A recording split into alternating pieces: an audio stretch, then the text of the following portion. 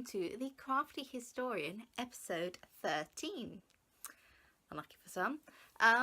My name is Rachel, and I am just going into my third year as an undergraduate history student, and here is where I'm going to be sharing my knitting and sewing, and I actually have some scrapbooking today.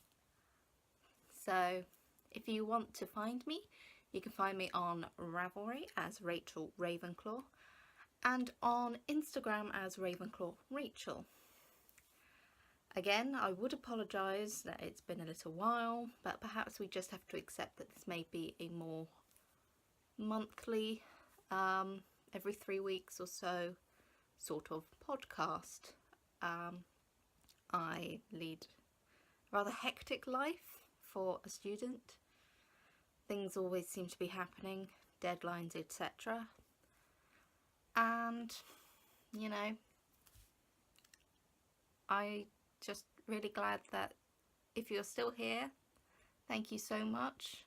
There are a lot of podcasts out there. I feel really lucky that you've chosen to... Oh goodness, I sound like I've got a frog in my throat. Yes, as I was saying, I feel really lucky that you've chosen to spend some time with me, because I really do enjoy making these, and I hope that you do too. Otherwise it's just me talking in my room to myself. Not that that's unusual. But anyway, I think we should hop into some crafty content. And I'm going to start with some knitting, and I only have one finished object. And these are another pair of socks. The ends aren't woven in yet, so if you can see them, I'm sorry. But these are just a pair of socks that I knit when I took them on holiday. So I knit them so that I could take them on the plane when I was bored. These are toe-up socks. So we start down there. We make our way up, and I put in a fish lips kiss heel. You can't really tell. And just continued up the leg to a 2x2 rib. This is, I believe it's Serdar Heart and Soul in the Twist and Shout colourway. Can't quite remember. And this is Sheep's Invictus sock for the heel, because it's just stronger, I feel. I'm really liking sticking in contrast heels. They just seem to look really nice and professional. This is the first time watching. I knit all my socks on 56 stitches on 2.75mm needles, because my fine motor skills are not good enough to go any smaller. So I know that means my socks are at a loose gauge and they're probably going to wear out quicker, but I physically can't knit smaller, which is a shame, because I like the look of such dense knitting. But this works for me. I really like these colours. The only thing that would have made it better if it had some purple in it. As you can see, my track record for matching socks still there. So yay! One pair of finished socks, which I finished. I went on a 2-week holiday with my family to Cyprus, and I basically knit these in the evenings. Everyone thought I was crazy taking knitting on to a hot holiday, but I don't care. And I basically knit one of them from the heel upwards on the plane home, which was pretty special. So these are my holiday socks.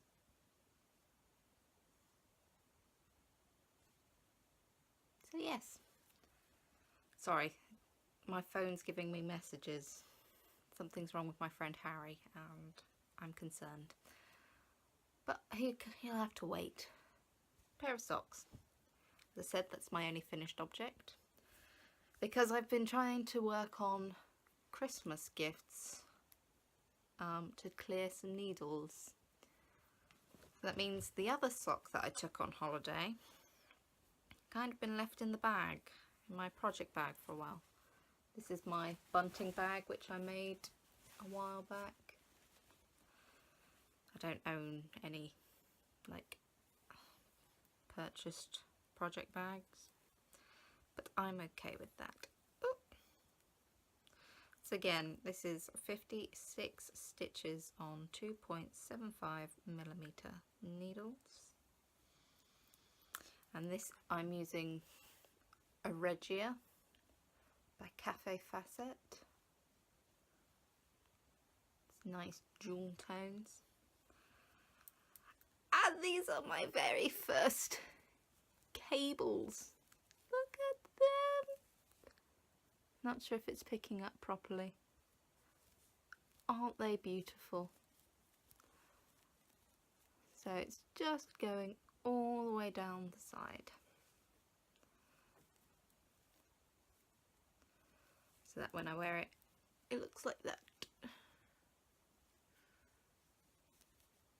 Cute.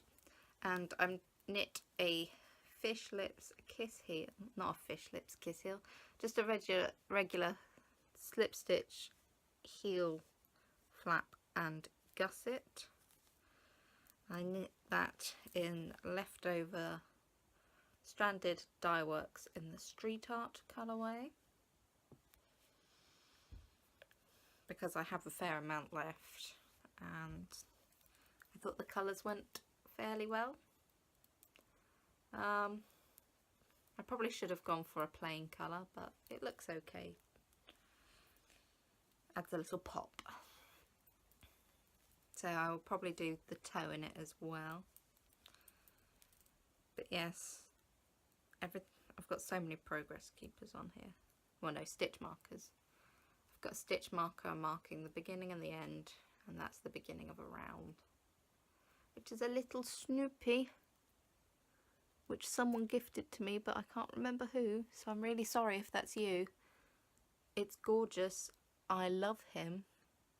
Isn't he beautiful? And then I know this progress keeper is from the Cramped Hand, Betsy, and it's just a little post envelope, and that's just marking. I basically did all of this in one morning, sat on the floor on holiday, but then I wanted to finish these off instead. So there we go. That is my other sock, and I would like to get that off before I cast some more on, because otherwise it will never get finished.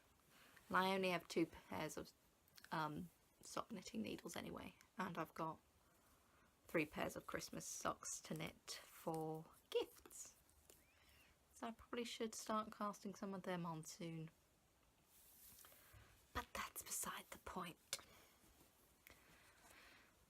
So, another pair of socks, still in progress. I showed you last time my Cozy Memories blanket. I'd got one quadrant to 4x4 to match my previous quadrant of 4x4, and this I mentioned but I didn't show is my 3x3 quadrant, like this. I still need to weave the ends in on the back. But these are all Harry Potter colourways. I've got some Nora George and some Kate Celine, I think that is. So this is Kingsley Shacklebolt. This is 12 Greenwald Place. This is Battle at the Astronomy Tower. And that is Creature. So those 4 are Nora George and these 5 are Kate Celine. So we've got Bertie Bott's Every Flavour Beans, think it's Expecto Patronum or the Patronus Charm, which is this lovely speckly blue. This is House Colours, obviously based on Gryffindor, even though I'm a Ravenclaw. But yes, this is Hedwig. It's a bit more brown than I expected, Hedwig. And this is Golden Snitch, which has some sparkle in it. I'm not sure if you're going to be able to see that. It's the first time I knit with any sort of sparkle in it. It was rather interesting. So I've got one 9x9 and one foundation square in Kingsley Shacklebolt. So I will be taking this to uni with me because I leave for term next Saturday, the 16th of September. So I'll be taking this with me as one of those mindless projects to finish. So if I can get that to 4x4, I will feel accomplished. So that's my Cozy Memories blanket. I showed you last time also a gift that I'm knitting for my friend Minon. It's the Jasmine scarf by Purl Soho. It's really quite a nice pattern. It's very easy to memorise. And I haven't got far to go with this. It's a nice length. So I've joined the second ball a while ago. I only have about that much left to go, although I might cast off quicker. So I've probably only got about 1.5 inches to go. I'll probably do another inch in the pattern and then 6 rows of stockinette like I did at the beginning. But then I can weave in the ends, and that's another one for my Christmas pile, which will be good. And then I don't have to lug it all the way up to York because she's a friend from home. But yes, it's a beautiful pattern. It just, I forgot how long scarves take to knit. They just seem to go on forever. But I'm really happy with how it's turning out. These are knit on just a pair of 4.5mm needles. These were ones I inherited from my grandma, but they're prim ones. So yeah, and this is just some grey Woolcraft DK, which I picked up rather cheaply because she's not going to hand wash things. And I don't mind knitting in acrylic. So yes, that is whip number 3. Whip number 4. You haven't seen this for a while. It's in my lovely University of York swing dance bag, which is not a project bag, but it's might as well be because it can't hold much because it's fairly poorly made. But this is my basic blue cardigan, which you last saw when it was about down here. You can tell I'm really slow at knitting it at the moment because I've got so many other things that I could be doing. But I've done the armhole shaping. I've got to knit 4 inches of stockinette and then do the shoulder shaping. And then the back will finally be done. So if we look here, this is where the arm goes in. You've got some nice, oh, this is going to be really difficult to show because it's rolling. Got some waist shaping in there. Really nice. So I am going to take this up with me, even though I probably won't get it done anytime soon. But it's good. Sometimes I just get the urge. When I watch people like Amy from the Stranded podcast and Katie from Inside 23, and they just churn out jumpers. I get rather jealous. I love wearing jumpers. I basically live in New York for the majority of a year, and it's not exactly warm up north, so I really want to make some more jumpers, but I've got to finish this one first before I cast on any more. Mind you, this isn't a jumper, it's a cardigan. So yes,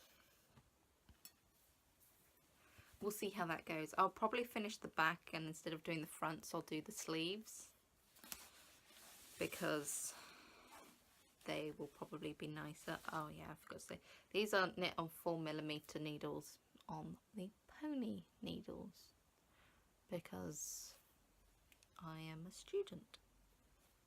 That's all that needs to be said. So I keep all my yarn in this bag. It's all tucked up in here. I am using Sirdar Harrop tweed. It's a DK, and this is the shade 0103. It is 40% nylon, 30% wool, 24% acrylic and 6% viscose. And I am using, my pattern's all folded up and I've drawn all over it. It's a free pattern. It's called the Basic Black Cardigan, so I'm calling it my Basic Blue. And it's just a very nice V-neck sort of cardigan. So yes, that's actually seen some work. Who would have thought? Ta-da! In terms of, it seems to be a trend at the moment to sort of say how many whips you've got. So that's 1, 2, 3, 4. I have my, so I've got 4. I've got my other, A Story of Me blanket, which is, I haven't shown in a while, but it's acrylic DK in 30 stitch squares on 4mm needles, where I've just been adapting a load of charts, and I love it, but it just seems to fall by the wayside at the moment. So there's a lot of colour work in there. So I've only got 5 knitting whips going on, but surprisingly I have 2 crochet ones. I have my charity crochet, which I showed you a while ago but haven't done anything with, and I have a Christmas gift crochet which I am currently working on. This is not it, it's folded up like this so that I don't lose my ends and stuff. But this is going to be a blanket for my friend Grace. Just, there we go. As you can see, it's just a regular sort of granny square sort of pattern, because I'm new to crochet and I don't know what I'm doing. Colour changes are made entirely by the yarn. This is a Stylecraft Candy Swirl. Very nice sort of colours. And I've got 2 balls of these, but I'm wondering if it's going to be enough or whether I will need to A, get another one, or B, get an accent colour and just go around it a couple of times. But we'll see how it goes. It'll probably just be a lap quilt because, you know, I don't have the time to make a full-blown double bed sort of blanket, but I'm actually really enjoying crocheting, which I never thought I would say, because for a long time I couldn't get my head around it. But I think I've finally figured out how to do the basic granny stitch, so we'll see how that goes. This is just so I don't pull any of the loops out unintentionally, which I did do for a long while. So I've got a total of 7 whips on at the moment. 4 of them are blankets. So who knows? You may have noticed we're a little bit all over the place. I am flying off the cuff at the moment because I was not clever enough to write show notes or rather, I don't have my book with me today. Because who needs that? Clearly I do, because this is a bit bonkers.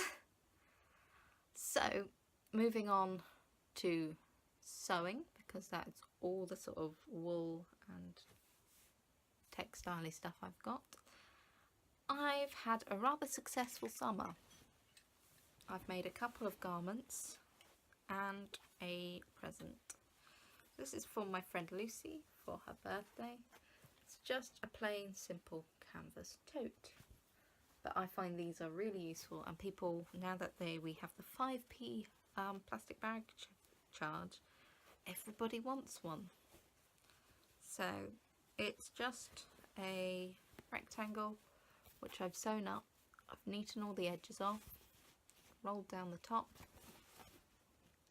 and attached the straps. I've folded it up so there's no raw edges, and a nice little box cross to attach the straps. I will say this, all the bags that I make, including my project bags, I make using sort of reclaimed fabrics, so they're fabrics from other people's stashes that they were going to throw out, or remnant bins where no one was going to use them. And I've actually sort of inherited 3 bin bags of curtain offcuts as well, so that's where most of my fabric like these come from, because otherwise they just end up in landfill, and I don't think that's right. So all my bags that I make are essentially recycled, and I feel quite proud of that. I've never thought of really selling them because I don't think my handwork is good enough, but who knows? I'm a very poor student. I may buckle one day. But then moving on to garments, you saw this last time. This is my Delphine skirt from Tilly and the Buttons book, Love at First Stitch. So this is her one that she's wearing, and this is mine. If you remember, I had some horrific fitting problems with this because my hips are atrocious even. So I actually ended up unpicking an awful lot of it. I took the waistband off and smoothed out the waistband lines. I had to unpick skirt bits, so I kept the front at a size 5, I think. Let me just check. Yeah, I kept the front at a size 5, but then took the back pieces as sort of a size 8. Just so the seams go round like this, but it's the only way that it fits well here and flat across the front. Really bizarre. Got a nice zip in the back. It does wrinkle up a little bit. I think I caught it whilst I was sewing it in. But it's all done really neatly. You can't see where, you might just be able to see a line of stitches under there where I attached the facing, which is inside there. So that's a really nice finish. My inside seams have all been pressed out and zigzag stitched, and I hand sew my hems like that. I just think they look better that way. and generally I'm just glad it's done. I hope I'm gonna wear it. I probably should, because it's a nice basic and it's in my colours. It matches my lipstick fairly well, but I wear a lot of burgundy, so that will suit nicely. And there's a loose thread there which I need to sort out. But that was finally done. Yes. It's just a red cotton drill which I got at Boys, I think. Wasn't very expensive. But that'll be heading into my suitcase. The second thing that I made was also from Tillys Love at First Stitch, and it was the Me Blouse. But I made a fair few adjustments. I seem to be more confident when sewing shirts. I've sewn, this is the second shirt I've sewn, but I have sewn an actual shirt with a button placket, collar stand, things like that. This one, by comparison, so much simpler. As you can see, it's just plain white. This is actually an old duvet that I had, but I got ink over a part, so I just cut it up. So yes, this I had very little fitting issues with, and it fits really nicely. But I will just walk you through the alterations that I made.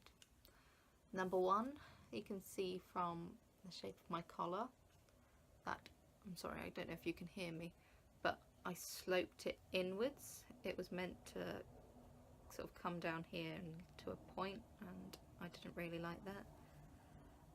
There's a vintage shirt, or a vintage replica, vintage shirt from Hell Bunny, I want to say, or Lady v London, something like that. But it's a nice, this sort of shawl collar, straight into the buttons, which I've been wanting for ages, but it's about £40. So I figured I would make my own. So yes, I sloped this in like that. I opened up the sleeves a little bit more. So these are meant to be more gathered, but I don't like gathered sleeves. So I just opened the sleeve hole up.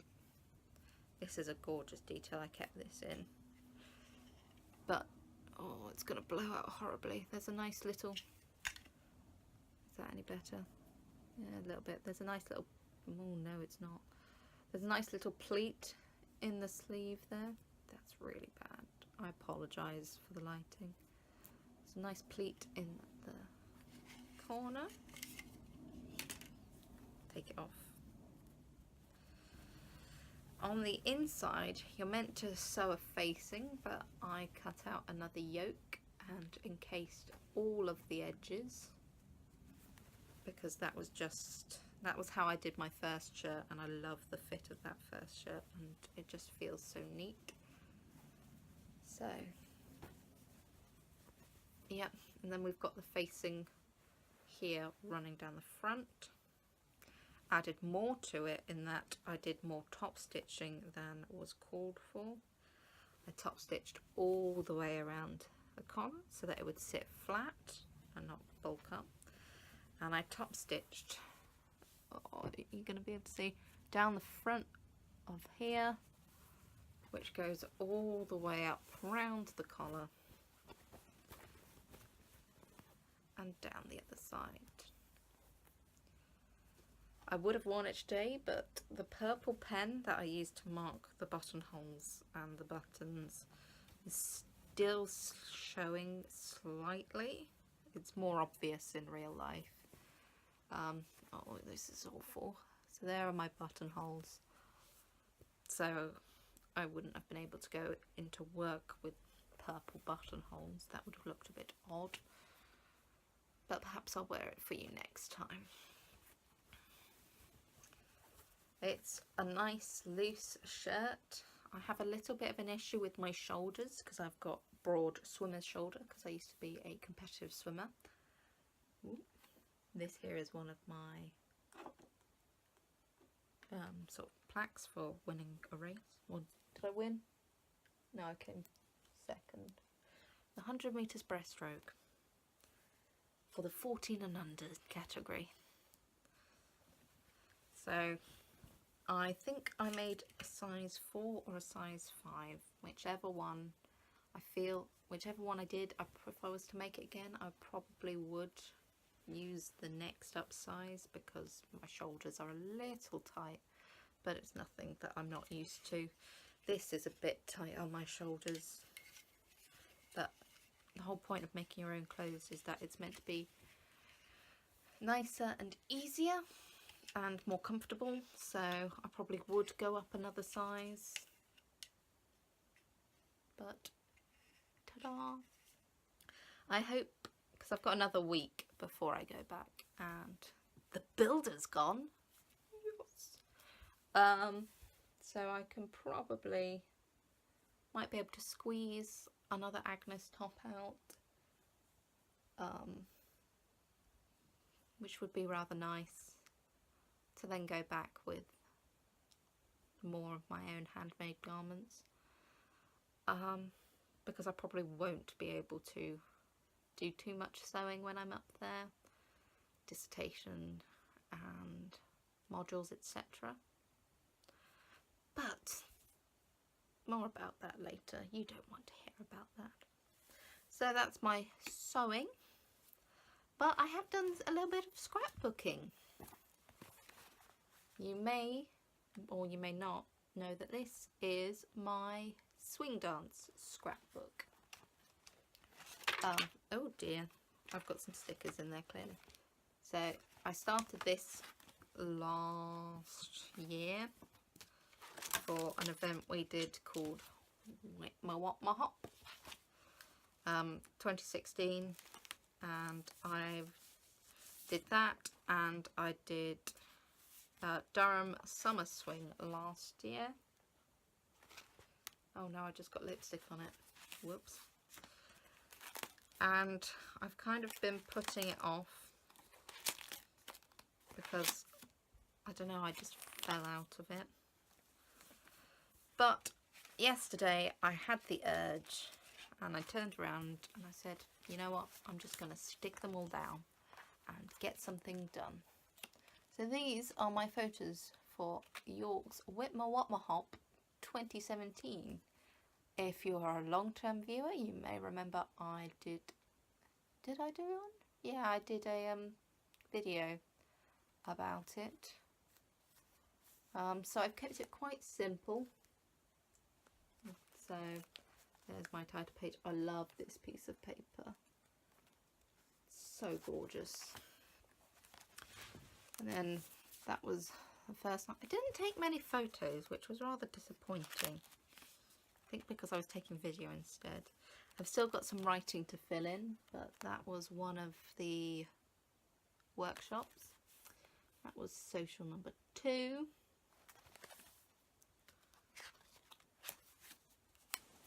Here's me all dressed up nice and pretty. I was dressed as Audrey Hepburn. This is the brand we had. I cut this out of a journaling card and it goes really well. As you can see, it's just some paper, some stickers, done. We've got some friends. And then I've got some pages on, we did a performance. We were called the Grand Old Troop of York. Very punny. So here we are at the beginning.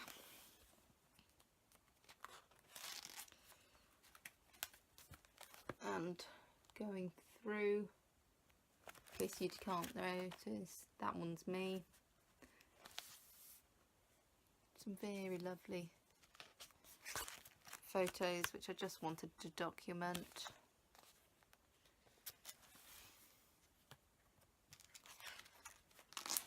Then we move on to the Sunday, watching everyone else do things. some dancey dancing. And finally, we have a jam circle and the survivor's photo. So it's a lot more simple than, say, let me just find one that I really like, than say this, which was Summer Swing last year, or even that, which was Whip My Wop My Hop last year. But I think I took fewer photos this year, or rather I stole fewer photos. I'm a prolific photo stealer. If they're on Facebook, I can probably print them. I will nick them and print them. But I've also been taking fewer photos, I think, as an attempt to be more present. By taking fewer photos, I'm less likely to scrapbook, or I'm less inclined to scrapbook, which is kind of sad because I do enjoy it. So I've got to find that balance between taking photos, being present, and being able to scrapbook. But that album is now very much full. Sorry, I'm tying the ribbon. It's very full, and I've just purchased a new one, so hopefully I've already sort of tacked the photos down. I say tack, I get a little bit of washi tape and just stick all the photos in on the pages I want. So in that one, so I just did Whitmer, and that my new one, I've got Swing Revolution in Leeds, which was at Easter. I've got the York Festival of Vintage, our Summer Ball.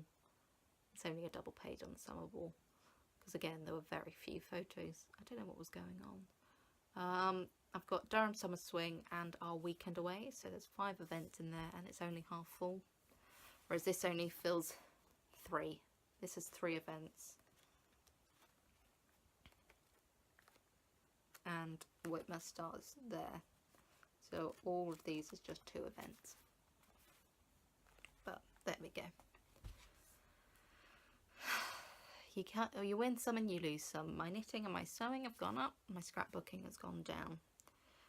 But that's just how I know my mojo works. So I'm not going to stop printing photos because I know there will come a time where I will just binge scrapbook.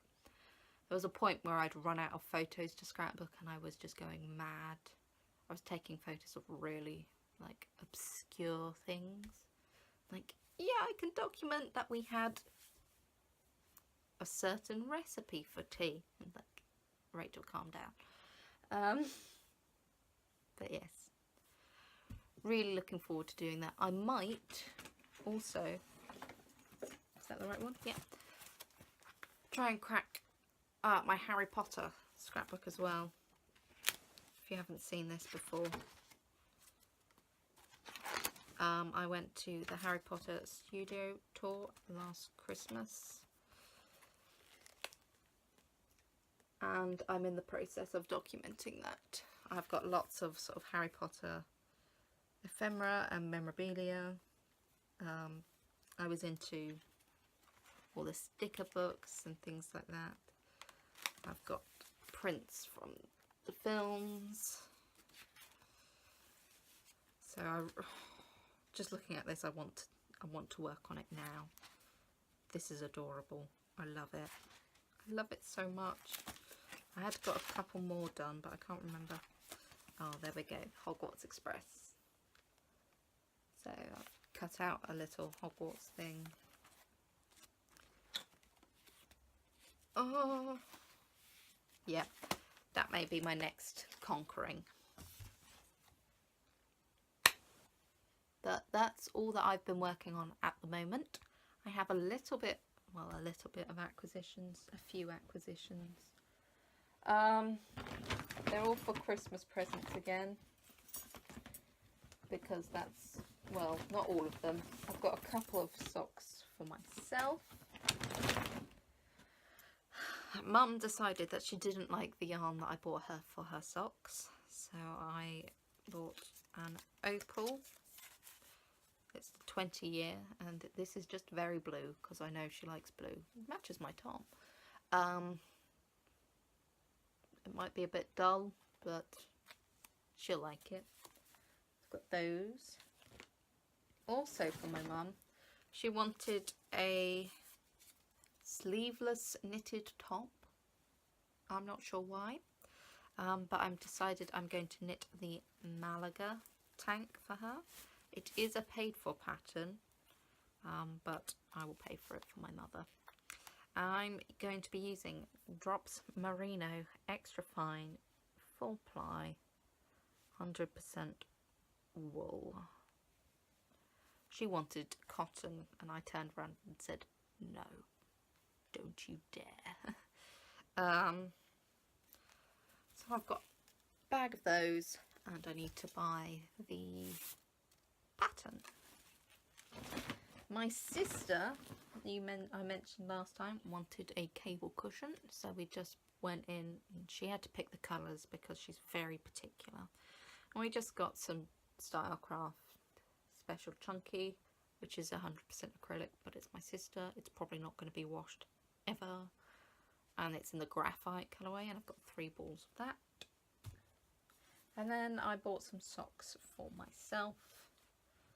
I have no idea what I'm going to cast these on. As I said, I've got 3 pairs of Christmas socks to knit, but I could just storm through them.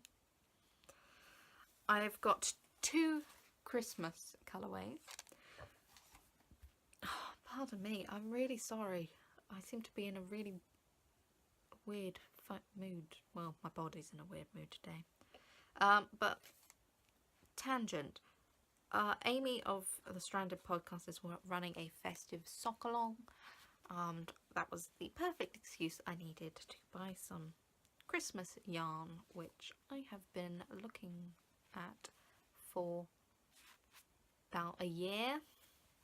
So the first one of these, this is West Yorkshire Spinners Signature 4-ply in the Hollyberry colourway. Contains 35% blue face Leicester, but overall it's 75% wool, 25% nylon.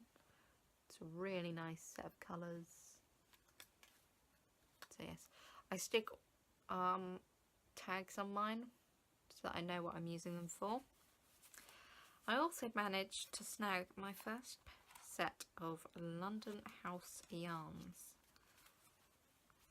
This is in the Yule Ball colourway, and it is their Petite Feet. I think that's what it's called. So I've got a 50-gram colour skein and a 20-gram mini skein. So this is a self-striping in the Yule Ball colourway. What I'm going to do is when I wind it, I'm going, because I like having my matching socks, I'll probably do these toe up, wind off about half of it, and make sure that I start on the same. So I'll wind off and know that I'm starting on, I don't know, grey, or say the mint green, and I will wind off in segments of the mint green so that I know that they're equal, which is really sad, I know, but I have to have matching socks or otherwise I freak out. So yes, this is so soft. It's hand dyed in Pembrokeshire, which is weird if it's called a London House, but never mind. I've seen people sort of effuse their joy of these, so I can't wait to cast those on. And finally, I found on eBay another Serdar Heart and Soul. This one's in the Dilly Dally colourway. These are going to be some Wonder Woman socks because I am sad. So yes, I'm taking a fair amount of sock yarn with me up to York, but then I I do enjoy knitting some nice socks. And that, I do believe, is all of the crafty content for today. Hi, sorry about that. I think it conked out at sort of the perfect point. I just downloaded it onto my laptop and I will look at that later. But I think I was just saying I have finished now with all my crafty content. But if you would like to stay for some history, then I will be this week talking about one of my primary sources for my dissertation, Boethius's The Consolation of Philosophy. If that doesn't sound appealing to you, I thank you very much for watching. If you would like to give me a like or subscribe, say hi, you know, everything's good. I hope to see you again sometime soon. But if you're staying, Boethius. Now, you may have remembered me. I don't know if I've discussed it before or not, but I am doing my dissertation on, I actually have a working title now, how the symbol of the Wheel of Fortune adapted to the ideals of medieval society. So I start off with Boethius, who writes this in the 6th century. My second primary source is the O Fortuna from the Carmina Burana, which is sort of the 12th century. So there's 600 years between them, but that shows the progression and how it was an adaptable theme. So it's the Wheel of Fortune started off as a symbol of the goddess Fortuna in Roman mythology. She is depicted often as a blind goddess who's very fickle and will randomly turn this wheel for the misfortune of humans. Obviously, as Christianity became more prominent, by the time we get to Boethius, using the Roman gods, even in a literary sense, is highly frowned upon. So it's interesting that she still pops up. There are various mentions of the Wheel of Fortune throughout the Consolation of Philosophy, but it also goes on to a more philosophical, funny that being Consolation of Philosophy, speculation on the structure of the world as a whole. So it's interesting to me for my dissertation as to where Boethius sticks Fortuna within that theology. So then, it's going to be really difficult to explain without backward knowledge. But Boethius has this idea of a dualistic sort of existence, and he describes this using a sphere or a wheel. In the centre, unmoving, is God. And the closer you are to God, the less affected you are by mortal things. The further out you are, the more subject you are to influences of providence, such as fate and Fortuna. Fortuna is placed in control of only earthly goods in here, and she has the power to give and withdraw these gifts. Trying to find the perfect quote. There's one quote that is probably going to be a big part of how my dissertation will play out, but I can't find it currently, of course. but all the way through she is demonized and told that she is awful. Oh, it's the beginning of a poem, I know. I can't find it at the moment. So yes. Fortune is in charge of earthly goods, and it is essentially a treatise. This is to urge that people, instead of focusing on earthly goods, to seek sort of salvation through God, because the true happiness can only be found through God.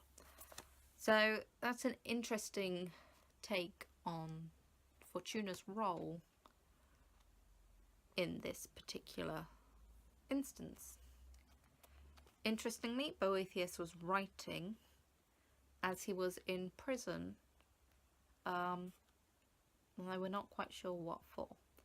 So he had an amazing life as a consul, and I think he was in the Senate, I can't remember precisely, but either way, his life had been seemingly perfect. But as you rise on the wheel, you must also fall. So essentially, Boethius is writing this at his bottom peak, or yeah, and he originally attributes it to Fortune being cruel, but he translates it into a Christian lesson where only through knowing her fickleness can you overcome Fortuna and therefore get closer to God. Therefore, those that only benefit from good fortune, they will never know how to be resilient and how to put their faith in something other than earthly goods. So in that way, Fortuna and her wheel they're turned into an instrument of God, which is fascinating. I really think that I could do something with this dissertation. I really hope it goes well. But it's not a particularly popular sort of topic. So finding direct sources on the Wheel of Fortune is an absolute nightmare. I think I found 2 books total. I need to go through a search for articles on JSTOR, maybe some other things, but right now I'm just reading background stuff. So I've got some background books on medieval and the Western intellectual traditions. I've got Europe After Rome. That was a good book. Oh, she was such a good writer. I can't remember her name. But I really enjoyed that. I've got some Christopher Wickham on the inheritance of Rome. Just trying to get something sorted.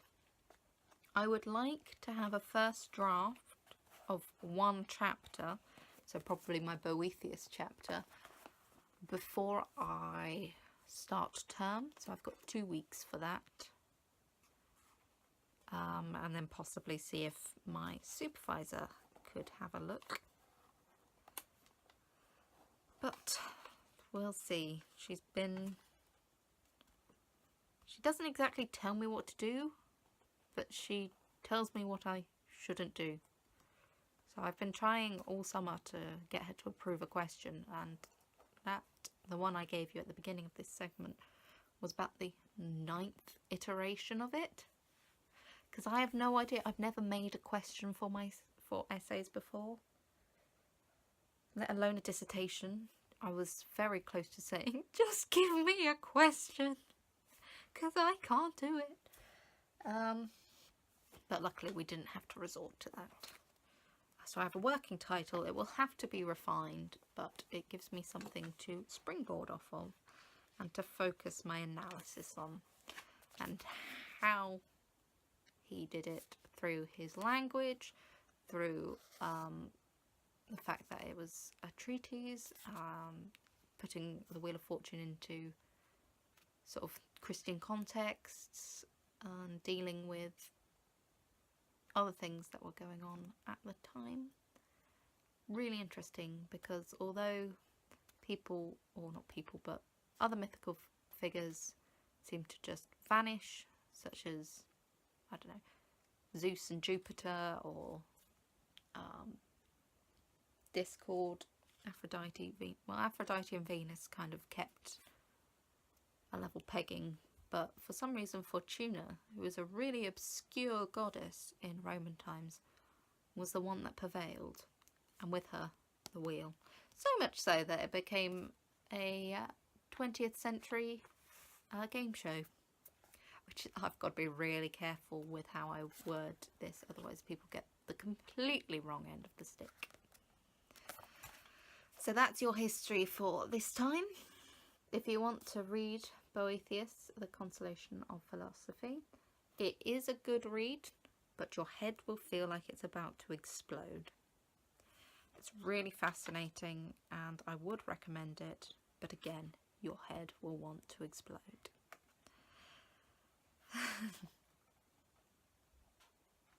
Yeah, it's a lot of deep philosophical concepts. But thank you very much for sticking with the history. Hopefully you found that interesting, and as I continue throughout this year, you will be getting either dissertation or York and the Medieval City, which is one of my modules, or after Christmas we will have magic, which I can't wait to share. I can't wait. It sounds amazing. We do an entire 3-hour seminar on Harry Potter. And the history behind it, and the symbols, and what everything means. I'm really looking forward to it. So hopefully when I see you again, I shall be in my new room. I'm living in halls again because I'm too ill to live out, but who knows. I hope you have had a very lovely summer, and that until I see you again, you have lots of knitting and lovely things, and I shall see you again soon. Bye!